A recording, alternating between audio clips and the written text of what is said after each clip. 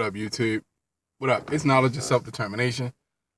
So, looking at some news reports online today, uh, I familiarized myself with some of the airstrikes in Mosul that happened. U.S. airstrikes in Mosul. Civilian areas were destroyed, and hundreds of people, men, women, and children, have been killed.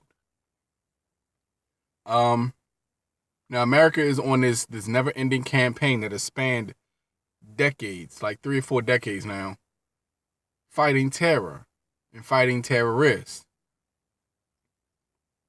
But here's my thing: what's the point of having all of these different ABC organizations, FBI, CIA, NSA? What's the, you know what I'm saying? And then other organizations around the world, MI6, MI7, IRA. What's the point of having all of these intelligence networks and organizations if the best solution that you can find to going to war with a particular group is to hope you can bomb everything in the area and hope you hit the right guy? Like kind of like chemotherapy does to cancer. Because chemotherapy, radiation, when they inject it into your bloodstream, it starts to kill all of your cells. It doesn't just kill cancerous cells. It doesn't differentiate. Radiation has no prejudice. It's not going just after damaged cells or cancer cells or just white blood cells or red blood cells. It kills everything. They just hope that the radiation kills the cancer cell before it kills all the rest of your cells, which eventually kills you.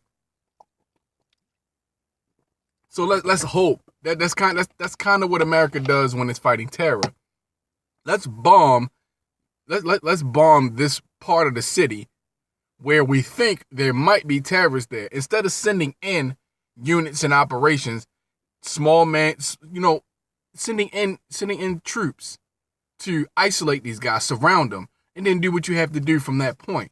But you're bombing social areas, you're bombing cities and communities, schools where children are, innocent women and children. What is the purpose for this? You're trying to fight terror. You guys know where these people are. We have satellites in space. We have satellites, spy drones, all kinds of stuff. I mean, the technology is ridiculous that exists. The technology that the military has, and with budgets that have climbed into the billions, military spending is off the meters. These guys have a very wealthy stockpile of sophisticated technology and machinery, spy equipment, guns, all kinds of things. All kinds of weapons. But anyway, this is my point. How are you going to prevent terrorism when your actions create more terrorism? Do you honestly think that, because I watched the video clip of, adults running with kids. I don't know if the kids were dead or if they were definitely hurt, running with kids in their arms because of the airstrikes that American Air Force units were ordered to commit.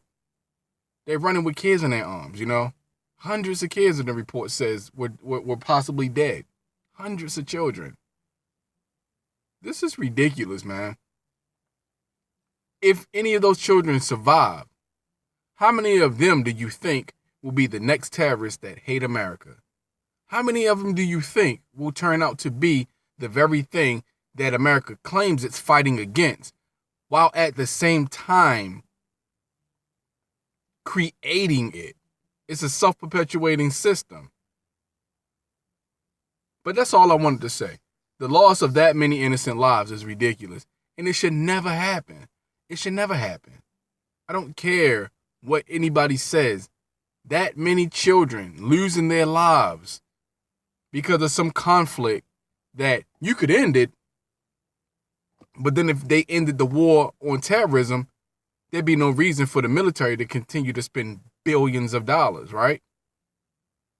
So as long as the war is going on, the military and private contractors will continue to make hundreds of billions and eventually trillions of dollars, profiting off of bloodshed, profiting off of murder, profiting off of terrorizing entire communities, cities, counties, states, countries.